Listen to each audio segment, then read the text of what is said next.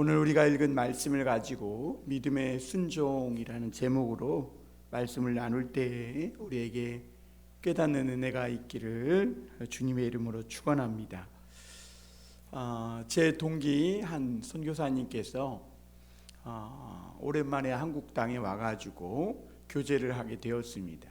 교제를 하면서 자신을 파송한 교회에 와보니 그 교회에 엄청난 어려움이 있었고, 그리고 그 이후로는 날마다 모여서 기도하는데 정말 대단하다는 겁니다. 그게 참 한편으로 부럽기도 하면서, 그래서 저는 이렇게 말씀을 또 드렸죠. 여러 성도들이 함께 모여서 예배하고 기도하는 것은 그래도 할만하다. 물론 날마다 하는 것이 힘들지만 그래도 함께하면 할 수 있다. 근데 진짜 더 어려운 것이 뭐냐면 혼자서 설교하고 기도하고 예배하는 거, 혼자서 기도를 이어가는 거, 예배하는 것만큼 어려운 것이 없다. 이렇게 말씀을 나눴더니 동감을 하는 것 같아요.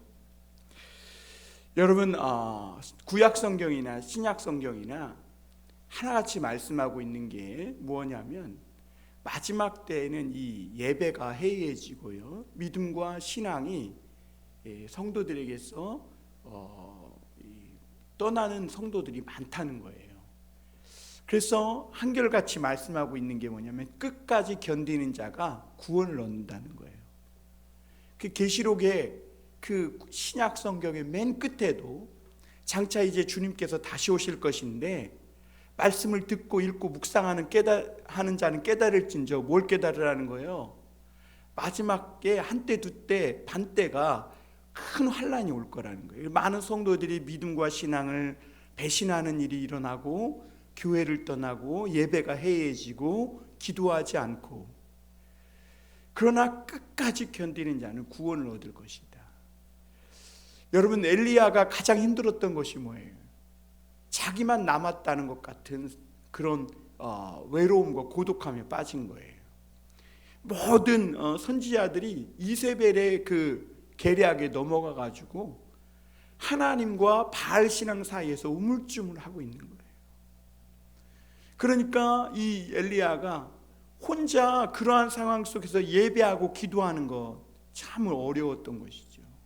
그래서 하나님 앞에 차라리 나도 좀 죽여달라고 굉장히 지쳐서 하나님 앞에 그렇게 말을 한 거죠. 그랬더니 하나님이 그런 엘리야를 긍휼히 여기시고 먹이시고 위로하면서 힘을 주시면서 엘리야에게 마지막 때에 하나님 앞에 바알에게 무릎 꿇지 않은 하나님의 7,000명을 남겨뒀다. 그러면서 엘리야가 자기 혼자 기도하고 있는 게 아니라, 자기 혼자만 하나님 앞에 예배드리고 있는 게 아니라 숨겨놓은 사람들이 있다는 것을 말씀을 듣고 다시 일어나서 힘을 내고 하는 것을 보게 되는 것이죠. 여러분, 오늘 우리가 읽는 이 말라기도 구약 성경 맨 끝에 위치하고 있다는 것이 중요함을 여러분 깨달아야 합니다. 왜냐하면 이스라엘의 역사가요, 사실 공식적인 역사는 아브라함부터 시작하는데, 아브라함은 하나님의 말씀을 듣고 자기 고향 본토 친척 아비집을 떠나 뜨거운 믿음과 열정으로 하나님을 섬기며 떠났습니다. 그러다가 400년 동안 애굽의 노예로 있다가 하나님은 모세를 통해 그 이스라엘을 건져주셨고, 그리고 가나안 땅에 하나님이 그들을 선물로 가나안 땅을 주시면서 약 1000년 동안 그들에게 하나님께서 큰 축복을 해주셨었음을 보게 됩니다. 그런데 그렇게 가나안 땅에서 1000년의 역사를 이어오다가 결국엔 그들의 믿음과 신앙이 세속화되고 다 팔아먹고, 심지어 성전 안에 우상이 들어오고 하나님을 믿는다고 하면서도 하나님을 두려워하지 않는 그런 나라로 세속화되면서 결국에는 바벨론이라는 강대국에 망하게 되고, 그리고 그 70년의 포로 속에서 그들이 완전히 없어지지 않고 그 고토 예루살렘으로 다시 돌아오지 않습니까? 그렇게 믿음과 말씀으로 돌아왔는데 그들이 소망하고 기대했던 메시아의 나라, 하나님의 그 메시아의 나라가 자기들의 생각과 같이 빨리 이루어지지 않으니까 또다시 어떻게 됩니까? 신앙이 식어지는 거예요.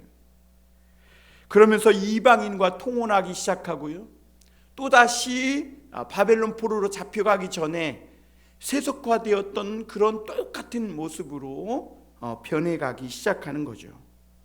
그러면서 하나님 앞에 기도하지 않고 예배가 해이해져서 엉터리 예배를 드리며 막 하나님 앞에 뭔가 형식은 남아있는데, 뭔가 막 기도하고 예배하는 어떤 형식은 남아있는데 그들이 하나님 앞에 드리는 것이라고는 눈먼 거, 다리 저는 거, 막 쓸모없는 것들을 드리는 거죠. 그러니까 하나님은 그들의 마음을 원하는데 그 이스라엘 백성들의 믿음과 신앙과 열정은 다 식어지고 마치 에서가 팥죽 한 그릇에 장자권을, 축복권을 팔아먹은 것처럼 그렇게 팔아먹고 결국에는 엉터리 예배, 정말 하나님 앞에 하나님이 받으실 수 없는, 마음이 빠진, 형식만 남은 그런 예배와 기도를 드렸었음을 보게 됩니다. 그러면서 우리가 지난주에 말씀해 보면 하나님이 그런 가운데에도 불구하고 하나님의 때 갑자기 호련히 주의 사자가 어디에 임하냐면 성전에 먼저 임할 것이라고 했어요. 그래서 성전에 임해서 금과 은을 단련하듯 잿물로 이 빨래를 표백하고 삶듯이 그렇게 연단하고 시험할 것이다. 이런 것을 통해 우리가 알 수 있는 것이 뭐냐면 하나님께 이 살아있는 예배를 드리는 것, 정말 우리의 마음과 전심을 다해 정말 예배를 드리면서 끝까지 견디는 그런 것이 구원의 핵심이라는 것을 우리가 알 수가 있습니다. 그래서 말라기 말씀은요, 오늘날에도 우리 성도들에게 그대로 적용됩니다. 예수님이 십자가로 구원을 이루셨고 부활하시고 승천하셨습니다. 그런데 주님이 다시 오신다고, 도적같이 다시 오신다고 하셨는데 2000년이 지나도록 하나님이 다시 오지 않는 거예요. 그러니까 오늘날 세상이 막 발전하고 세상이 넉넉해지고 풍성해지니까 성도들이 이제는 천국보다는 세상을 더 좋아하고, 그러면서 예배가 해이해지고 그리스도인은 세상 사람들과 똑같이 마치 유다 사람들이 이방인과 통혼하고 세속화되듯이 오늘날 그리스도인들도 세상 사람들과 똑같이 구별할 수 없는 사람들이 되었고 세속화되어가고 있음을 보게 됩니다. 그리고 천국보다 성공과 또 이 세상에서 부유해지는 것을 더 좋아하게 되는 것을 우리가 보고 있는 것이죠. 그런데 성경은 그럼에도 불구하고 분명히 말씀합니다. 주님이 호련히 다시 오신다는 거예요. 그리고 그때 오실 때 그래도 끝까지 정말 아주 연약한 믿음이지만, 아주 이제 거의 없어지기 직전의 믿음이지만 그런 믿음이라도 붙잡고 예배하는 사람들, 그 사람들을 하나님은 연단하시고 단련하셔서 결국엔 그들을 구원하실 것이다. 그러므로 여러분, 어리석어 보여도 자꾸 인간적인 생각을 버리고 금과 은을 녹이는 듯한 이런 연단, 이런 시험을 끝까지 인내하며 견디며 말씀을 있는 그대로 믿고 하나님을 예배하는 것, 이것이 구원의 핵심이라는 것을 오늘 말라기는 말씀하고 있는 겁니다. 오늘 첫 번째로 우리가 생각해 볼 것은 변치 않는 하나님이시라는 겁니다. 여러분, 믿음의 사람들에게는요, 세상 사람들이 알지 못하는 저력이 있어요. 세상 사람들은 우리가 어떤 일에 하다가 망하면 그걸로 끝장났다고 생각해요. 그런데 어느 날 보니까 끝장난 줄 알았는데 다시 일어나서 뭔가 또 하는데 오히려 이전보다 더 잘 되는 거예요. 그러니까 세상 사람들이 이해를 못하는 거예요. 왜냐하면 세상에서 하나님을 믿지 않는 사람들은 뭐 좀 하고 막 힘있게 하다가 그것이 마음과 생각대로 안 되면, 실패하면 크게 낙심하고 재기하지 못하고 극단적인 이런 생각을 하거나 행동을 해요. 그런데 하나님의 사람들은 그렇잖아요. 완전히 살소망이 끊어지는 그런 실패를 당했는데도 마치 그냥 콘크리트 딱딱한 바닥을 쪼개고 올라오는 연약한 그런 풀처럼 하나님을 믿는 사람들은 다시 일어나더라는 것이죠. 오늘 6절 한번 보겠습니다. 나 여호와는 변하지 아니하나니 그러므로 야곱의 자손들아 너희가 소멸되지 아니하느니라. 여러분, 오늘 말라기는 하나님을 변치 않는 하나님이라고 우리에게 소개하고 있습니다. 하나님은 변덕을 부리지 않는다는 거예요. 그리고 약속한 것을 분명히 지킨다는 거예요. 우리는 그 약속을 잊어버리고 우리는 전혀 약속을 생각지 못하고 살아감에도 불구하고 하나님은 그 약속을 기억하셔서 반드시 하나님의 때에 그 약속을 지키시는 분이다.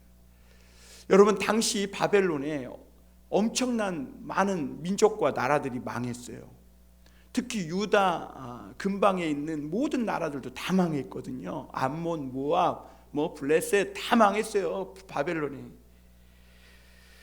그리고 그들은 역사상 이 지구의 역사에서 사라져버리고 만 겁니다. 그런데 여러분, 유다 민족만 없어지지 않았고 유다 민족만 소멸되지 않고 남았어요. 세계 역사상 그런 유례가 없어요. 게다가 이 유다 사람들 중에 남은 사람들 일부가 예루살렘으로 돌아와가지고 그 망했던 예루살렘 성을 재건하고요, 성전을 다시 일으키는 것을 보게 됩니다. 어떻게 이런 일이 가능한가? 그들이 믿는 하나님이 변치 않는 분이셨기 때문에 그래요. 유다 민족이 민족성이 특별하고 대단하고 이런 게 아니에요. 그들이 믿고 의지하는 하나님은 변치 않고 약속을 분명히 지키시는 하나님이셨기 때문에 그런 일이 일어난 거예요. 암몬이나 모압이나 블레셋이나 이런 다른 민족과 국가들이 믿었던 신은 신이 아니에요. 우상이에요. 그들은 거짓이에요.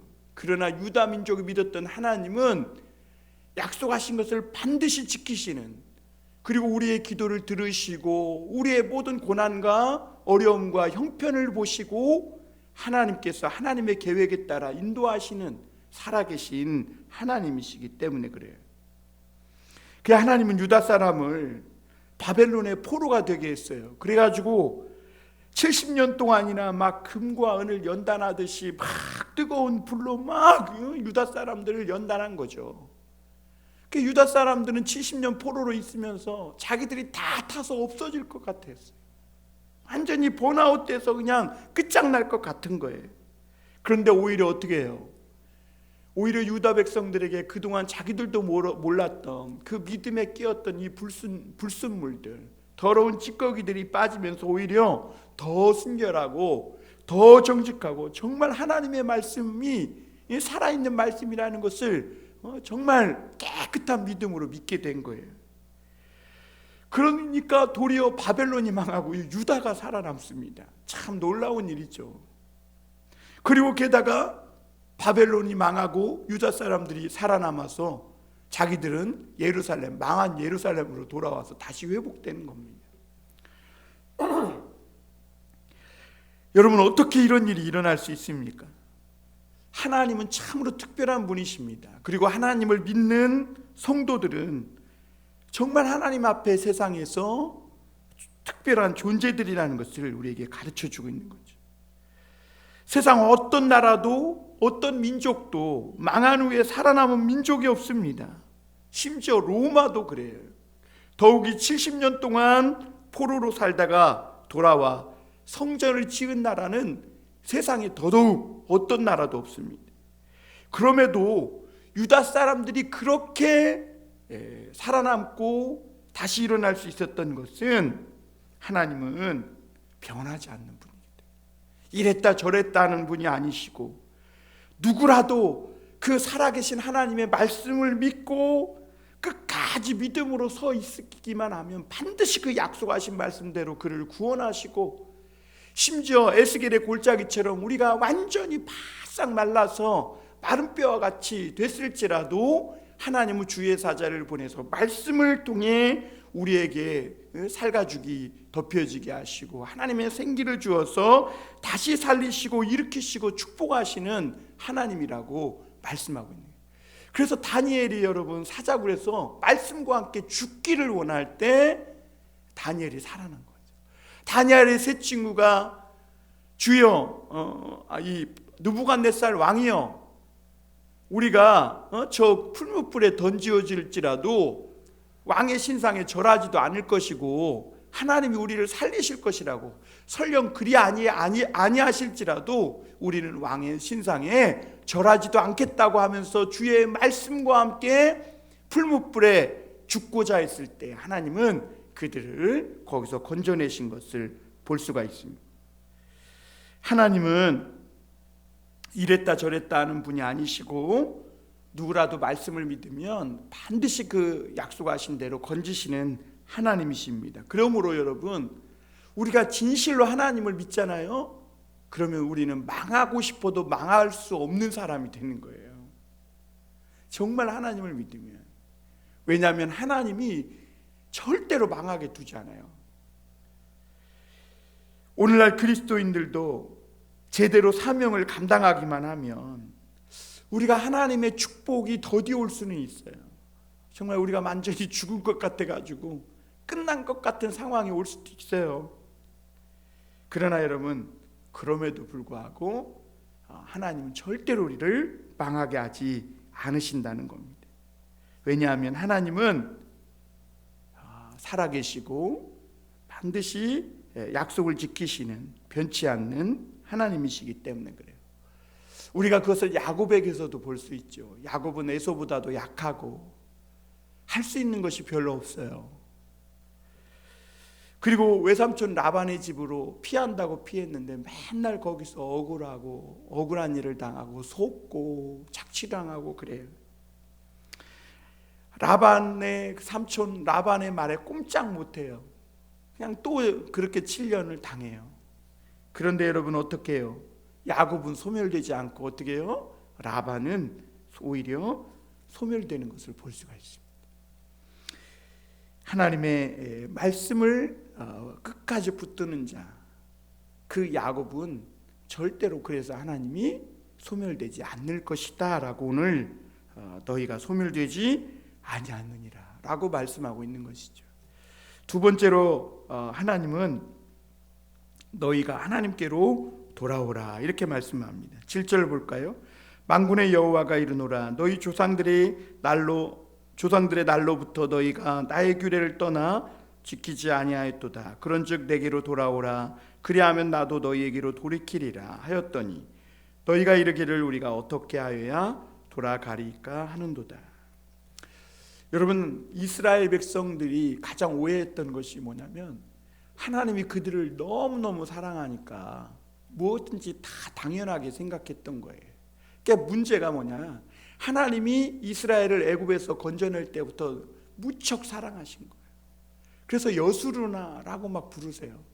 그래서 신명기를 보면 이스라엘아 너는 행복자로다 이러면서 막 하나님이 얼마나 이스라엘을 사랑하셨든지 자신을 질투하는 하나님이다 라고 이렇게까지 표현하고 있어요.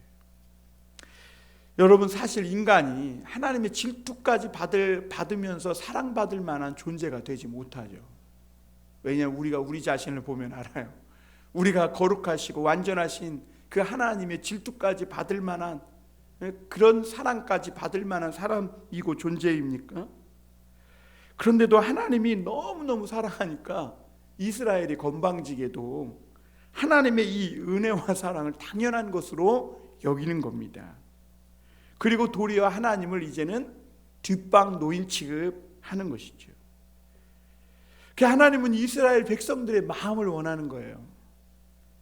그런데 이스라엘 자손들은 기도할 때 예배할 때 하나님 앞에 건성으로, 마음은 이미 저 세상의 한복판에다 갖다 넣어놓고, 그리고 교회당에 와서 예배당에서 앉아서 예배는 드리지만 건성으로 정말 하나님이 딱 봤을 때 굉장히 모멸감을 느낄 만한 그런 예배를 드리고 있는 것이죠.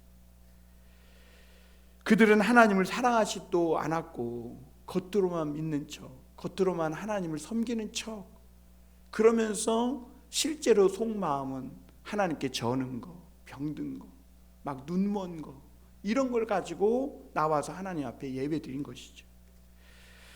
그래서 하나님은 말씀하세요. 너희가 믿는 채만 하지 말고, 섬기는 채만 하지 말고 진실한 마음으로 내게 돌아와 하나님 앞에 예배하라고 말씀합니다.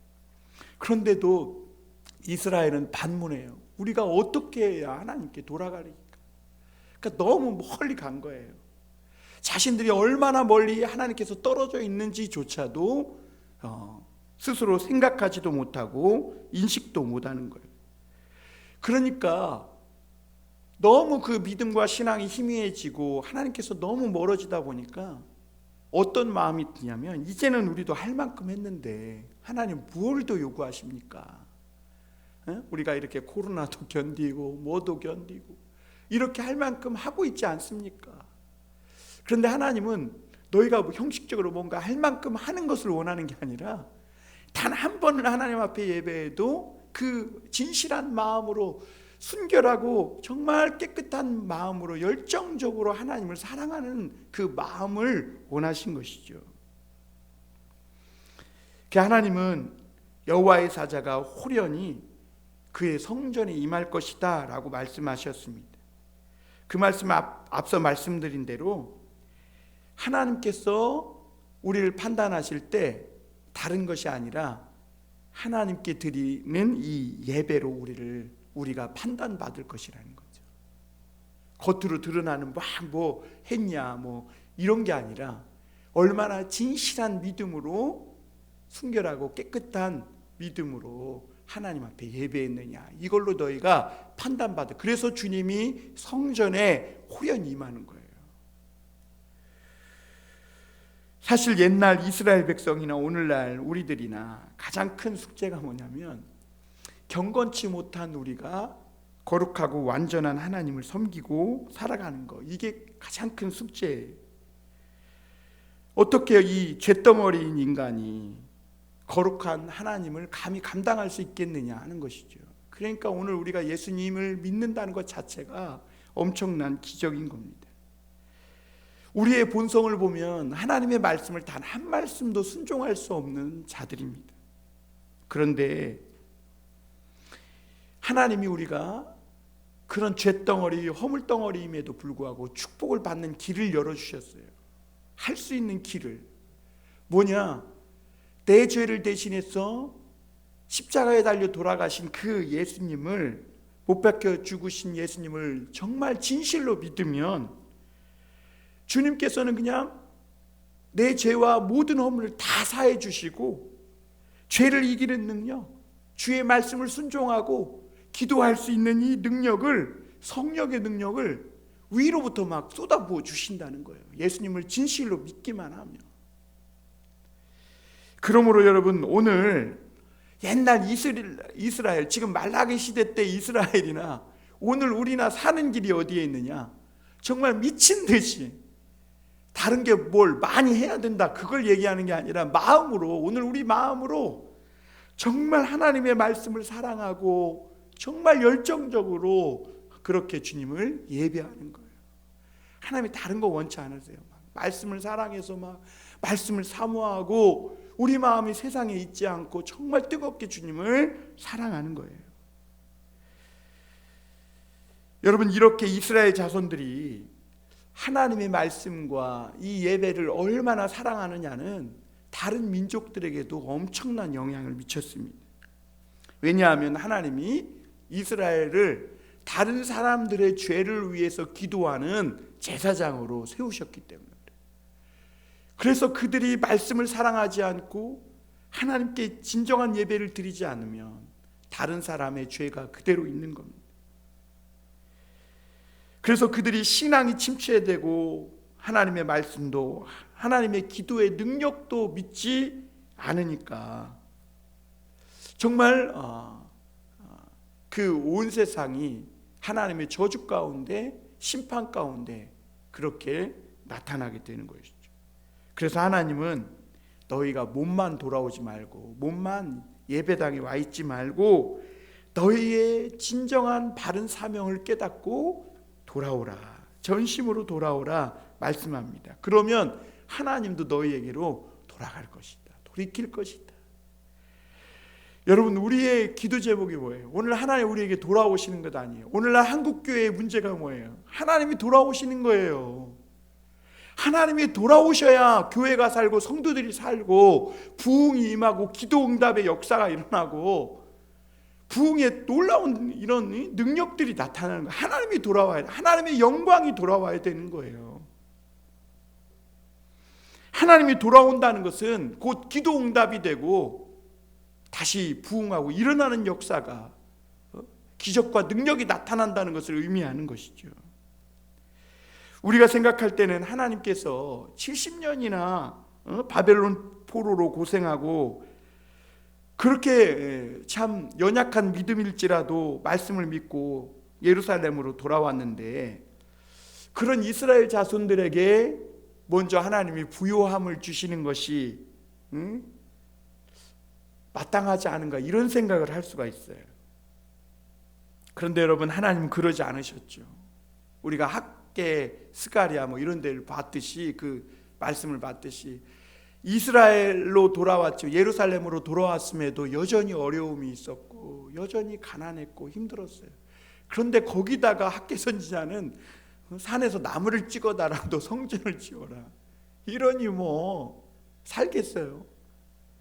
그런데 왜 하나님이 먼저 그 말씀이 연약한 믿음으로라도 말씀을 붙들고 돌아온 이스라엘 백성들을 부유하게 하지 않고 왜 그럼에도 불구하고 계속해서 연단하시느냐?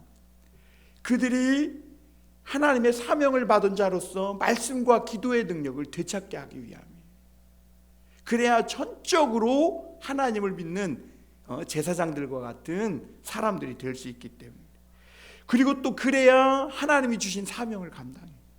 하나님이 주신 사명은요, 우리가 어깨에 매야 되는데, 십자가를 져야 하는데 인간적인 생각이 조금이라도 있으면 절대로 지을 수가 없는 거예요. 그러므로 여러분, 우리가, 그런데 그 이스라엘 백성들은 어떻게 생각하냐면, 자신들이 능력이 없고 그리고 하나님께 복을 받지 못해서 여전히 성공하지 못하고 있다, 이렇게 생각하면서 더 낙심하고 기도하지 않은 것이죠. 여러분, 그러므로 우리가 아직도 어려움 가운데 있는 것은 우리에게 뭐 능력이 없는 것도 아니고 우리가 하나님께 복을 받지 못한 그런 사람들도 아니에요. 하나님이 단지 우리를 더 연단하시는 것이고, 우리가 하나님의 말씀 앞에 더 완전히 굴복하는 사람이 되어서 말씀의 사람, 기도의 사람으로서 하나님이 주신 사명을 감당할 수 있는 능력을 주시기 위해서 하나님이 더 다루시고 있는 것뿐이에요.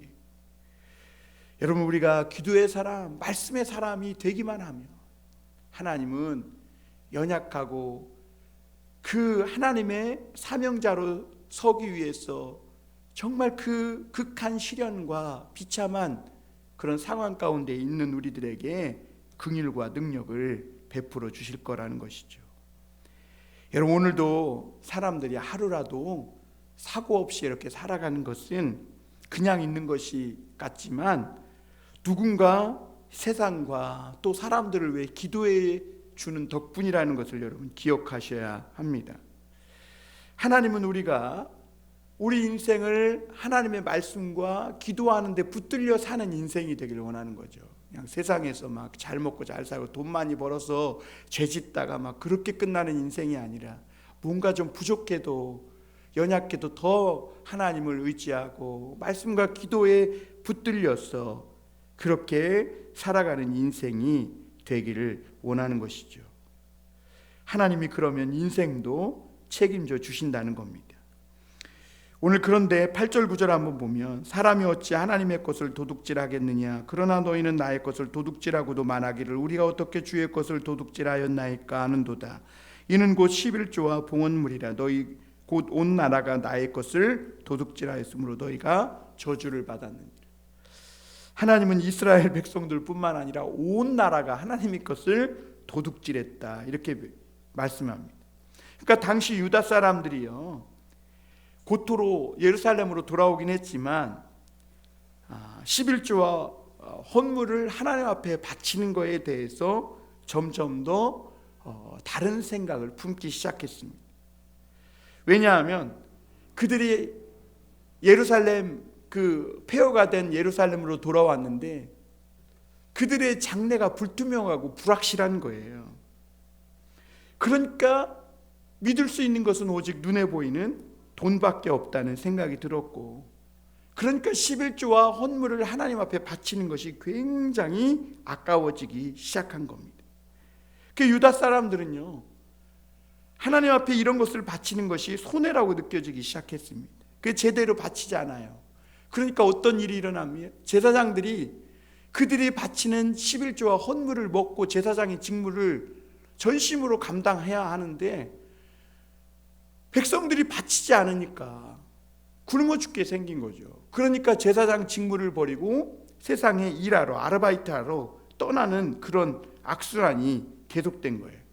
그러니까 제사장들은 백성들을 위해 기도하지 않고, 백성들은 하나님 앞에 11조 헌물을 바치지 않고, 그러니까 그들을 위에 전적으로 기도해 주던 제사장들은 그 일을 버리고 세상으로 도망쳤고, 그러니까 유다 백성은 아무리 장사하고 열심히 사는 것 같지만 그 수고가 헛되고, 그리고 하나님의 복을 받지 못한 것이죠.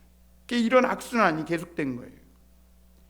그래서 하나님은 유다 백성이 내 것을 도둑질했다 그러면서 11조나 헌물을 내지 않은 것을 도둑질한 것으로 말씀합니다. 여러분, 사실 하나님이 11조와 헌물을 내지 않았다고 도둑질했다고 말씀하시겠어요? 세상에 금도 내 것이, 은도 내 것이요, 세상에 살아있는 모든 충만한 것이 다 하나님의 것이라 그랬어요. 근데 우리가 조금 물질 조금 안 냈다고 그걸 하나님이 째째하게 도둑질했다, 지금 그 말씀을 하시는 게 아니에요. 세상에서 가장 큰 도둑질은 하나님의 말씀을 중요하게 여기지 않는 거예요. 이게 큰 도둑질이에요. 하나님은 그것을 지금 말씀하고 있는 거예요. 세상에서, 여러분, 세상에서도 어떤 공직을 맡을 때 청문회나 조사를 해요. 그때 가장 중요하게 여기는 것 중에 하나가 세금을 잘 냈느냐, 그리고 병역을 지켰느냐. 왜냐? 세금을 잘 내고 병역을 지켜야 나라가 망하지 않거든요. 그러니까 최소한 공직을 맡으려면 세금 잘 내고 병역의 의무를 감당하고 최소한 범법 행위는 하지 말아야 한다, 이런 거를 잘 지켰나 보는 것이죠. 여러분, 이스라엘을 지탱하는 힘은 뭐냐면 제사장 제도에 있는 거예요. 제사장들이 죄를 위해 기도하고 하나님 앞에 예배 드리는 것에 성공하는 한 이스라엘은 평안할 수가 있는 겁니다. 그래서 이스라엘 백성들은 제사장을 아주 귀히 여겼어요. 그런데 어느 순간부터 믿음이 식어지니까 하나님 앞에 헌물을 드리지 않는 거죠. 아깝게 생각하는 거예요. 그러니까 제사장들이 견디지 못하고 떠나게 되는 것이죠. 여러분, 본래 11조나 헌물은요, 어떤 사람은 세금이라고, 그 당시에 세금이에요. 절대 세금이 아닙니다. 그것은 신앙이에요. 하나님의 사람들이 내가 살아있고 내가 지금 복을 받고 내가 지금 누리고 있는 모든 것이 하나님의 것이라고 고백하는 것이 11조와 헌물인 것이에요. 그러니까 신앙이지 세금이 아니에요. 그런데 하나님께서는 내가 누리고 있는 일부를 하나님께 드리면, 마치 예수님이 십자가에 달려 돌아가시어 죽으신 것을 믿으면 마치 예수님이 내 모든 죄를 사해 주신 것,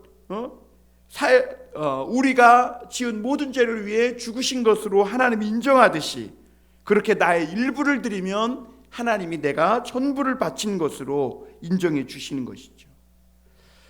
그래서 여러분, 우리가 신앙이 희미해져서 세상적으로 하나하나 따지기 시작하면 하나님께 드리는 것이 손해로 느껴지기 시작합니다.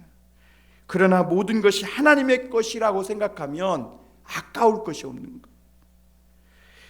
그래서 하나님은 너희가 너무 복잡하게 셈하지 말고 그냥 말씀을 있는 그대로 한번 믿어보라고 오늘 말씀하시는 거예요. 사울은 전쟁에서 이기면 하나님은 말에 이 뒷발목 힘줄을 끊으라고 하셨는데 그 말씀을 알고도 사울은 전쟁에서 이기고 전리품으로 말을 얻으면 발목에 힘줄을 끊지 않았어요. 왜? 당시의 전력은 말과 병거에 있는 거거든요. 그런데 반면 다윗은 어때요? 전쟁에서 이기면 말에 뒷발목에 힘줄을 끊고 병거를 다 불태워요. 어떻게 보면 굉장히 어리석은 거죠. 그래서 다시 다윗은 자기가 연약한 자로 돌아가요. 그리고 하나님의 도움을 받을 수밖에 없는 사람으로 살기로 결단하는 것이죠. 그런데 하나님의 판단은, 심판은 놀랍습니다. 하나님은 사울을 왕으로 세운 걸 후회하셨어요. 그러나 반면 다시 연약한 자로 돌아간 다윗에게는 하나님이 되어주신 걸 볼 수가 있어요. 세상적으로 복잡하게 생각하면 우리가 말씀 한 구절도 순종할 수 없습니다. 그저 말씀을 믿고 우리가 순종하기만 하면 기분도 좋아질 뿐만 아니라 하나님 앞에 기도할 때도 담대함이 생깁니다. 하나님 앞에 담대하게 기도할 수 있는 것은 돈으로 환산할 수 없는 가치가 있는 것이죠. 그러므로 여러분, 오늘 우리가 세상을 살아가면서 누구나 하는 일, 공부나 결혼이나 취업이나 사업이나 직장생활에 이 모든 일들이 나의 일이 아니라 하나님의 일이 되게 하는 것, 이게 중요한 거예요. 다윗은 그것을 잘한 것이죠. 그래서 9절에 보면 유다의 온 나라가 나의 것을 도둑질하였다 이렇게 하나님 말씀하시는데, 이 안에 포함된 의미가 뭐냐면 제사장들이 당시에 이스라엘 백성들에게 헌금하는 것을 가르치지 않았다는 것을 말씀하고 있는 거예요. 그러니까 백성들은 무지한 가운데 아무것도 모르고 하나님의 것을 그저 그렇게 도둑질한 것이죠. 그도 그럴 것이 제사장도 이 백성들이 예루살렘으로 돌아왔는데 삶이 너무 궁핍한 거죠. 그러니까 그마저도 어려운데 하나님 옆에 막 드려라 이런 말을 제사장은 할 수가 없었던 거예요. 그런데 여러분, 그 결과가 어때요? 유다 백성의 생활은 오히려 더 비참해지고 그들의 믿음은 더 땅바닥에 곤두박질 친 것을 볼 수가 있습니다. 여러분, 이것이 하나님의 생각과 인간의 생각의 차이라는 것을 여러분, 우리는 잘 알아야 합니다. 일본 교회가 한국 교회와의 차이점이 뭐냐면, 일본 교회는요 헌금을 가르치지 않고 교회를 잘 중요하게 여기지 않아요. 그러니까 일본 성도들은 헌금을 모르니까 헌금을 하지도 않고 교회를 중요하게 여기지도 않아요. 그러나 한국 교회 성도들은 달라요. 목회자들이 전심으로 목회를 위해 사니까 목회자 굶겨 죽이지 않으려고 막 헌금을 열심히 합니다. 그리고 언제나 한국 교회 성도들은 교회 중심의 삶을 살려고 기도합니다. 그 결과 한국 교회는 일본 교회와 다르게 완전한 큰 부흥을 이룰 수 있었던 것이죠. 그런데 여러분, 요즘 성도들에게서는 이상한 반응이 나타나기 시작합니다. 더 이상 오늘날 성도들에게는 교회가 그들의 삶의 중심이 아니에요. 이제는 취미, 공부, 여행, 어떤 일이 오늘날 성도들의 중심이 되고 교회는 주변으로 밀려난 경우가 많이 있습니다. 그런데 여러분, 분명히 우리가 깨달아야 할 것은 뭐냐면, 하나님은 우리가 주님을 정말 마음 중심으로 보물처럼 여길 때 하나님도 우리를 보물처럼 여기고, 내가 나에게 돌아오면 나도 너에게로 돌이키겠다고 복을 주시겠다고 말씀하신다는 것이죠. 마지막으로 한 가지 더 보면, 그러므로 믿음의 결단을 내리라고 하나님 말씀합니다. 하나님이 유다 사람들에게 각인시키듯 말씀하는 것이 있는데, 그것이 뭐냐면, 하나님은 변치 않는 특별한 분이고 너희 역시 특별한 하나님의 사람들인데 왜 믿음 없는 사람처럼, 세상 사람들처럼 똑같이 그렇게 생각하고 그렇게 생활하고 그렇게 살면서 건성으로 예배 드리느냐. 지금 하나님이 그것을 계속 반복해서 말씀하는 거예요. 사람들이 왜 엉뚱한 짓을 하냐면 하나님을 모르니까요. 자신의 참 모습을 모르기 때문입니다. 여러분, 하나님은 우리를 위해 아들까지도 내어주신, 모든 것을 내어주시는, 아낌없이 사랑과 은혜를 부어주시는 그런 하나님이세요. 그리고 우리는 그런 하나님의 변치 않는 사랑과 은혜를 받은 특별한 사람들이에요. 그런데 하나님의 사람들이 이러한 정체성을 잃어버릴 때 세상 욕심에 끌려다니게 되어 있다는 것이죠. 유다 백성들은 세상의 즐거움을 맛보는 것에 대해서 손해보지 않으려고 했어요. 예배 드리는 것은 손해봐도 뭐 별거 아니다 이렇게 생각하는데, 한번 빠지고 뭐 이런 거 별거 아니다. 근데 세상에서는 오는 즐거움을 한번 빠지면 되게 서운해하고 막 그런다는 거죠. 그러니까 기도 시간을 아까워하고 예배 시간을 중요하게 생각지 않은 것이죠. 진정한 축복이 하나님께 있음을 믿지 못했기 때문입니다. 그러나 여러분, 분명히 알아야 할 것은요, 세상의 모든 것은 마귀 것도 아니고 부자나 권력자들 것도 아니고 하나님의 것이고 하나님이 지금 주관하시고 있다는 겁니다. 하나님은 말씀에 순종하면 약속을 지키는 분이신지 아니신지 우리로 시험해 보라고 10절에 말씀합니다. 한번 볼까요? 10절. 만군의 여호와가 이르노라, 너희여 온전한 11조를 창고에 들여 나의 집에 양식 있게 하고 그것으로 나를 시험하여 내가 하늘문을 열고 너희에게 복을 쌓을 곳이 없도록 붙지 아니하나 보라. 이렇게 말씀합니다. 안타깝게도 오늘 당시 말라기 시대에 성전의 창고가 텅 비어 있습니다. 왜냐하면 사람들이 11조와 헌물을 드리지 않았기 때문입니다. 그래서 제사장들은 배고픔을 견디다 못해 타락하거나 도망쳐 버립니다. 그래서 하나님은 사람들에게 말씀에 순종해 보라고 하십니다. 인간적 머리로 계산하지 말고 하나님의 뜻이라고 믿고 결단해서 한번 실천해 보라는 겁니다. 그러면 하나님께서도 너희 모든 일에 복을 주시겠다는 것이죠. 여러분, 인간적 생각으로는 하나님의 것이라고 바치면 오히려 생활이 더 그만큼 궁핍해질 거라는 그런 생각을 할 수밖에 없습니다. 그러나 우리가 하나님을 위하여 시간과 물질을 쓸 때 그만큼 하나님의 능력을 나의 삶에 끌어들인다는 것을 기억하셔야 합니다. 여러분, 오늘 하나님이 너무 멋진 약속을 합니다. 너희가 먼저 성전의 창고를 채우면 하나님은 하늘 창고를 열어가지고 쌓을 곳이 없도록 부어주시겠다, 이렇게 말합니다. 그래서 하나님이 시험해 보라고 막 강하게 말씀하시는 것이 뭐냐면, 왜 그렇게 말씀하십니까? 시험해 보라. 왜? 믿음은 말씀에 순종하는 것이기 때문에 그래요. 그런데 마귀는요, 나는 말씀에 순종했는데 하나님이 도와주지 않으면 나는 가난하고 계속 어렵게 살아야 되잖아 라는 생각을 주면서 의심하게 만듭니다. 여러분, 우리는 이미 세상에 대하여 망한 사람들입니다. 하나님 안에서 망할 각오를 하고 믿을 때 하나님의 역사가 일어나요.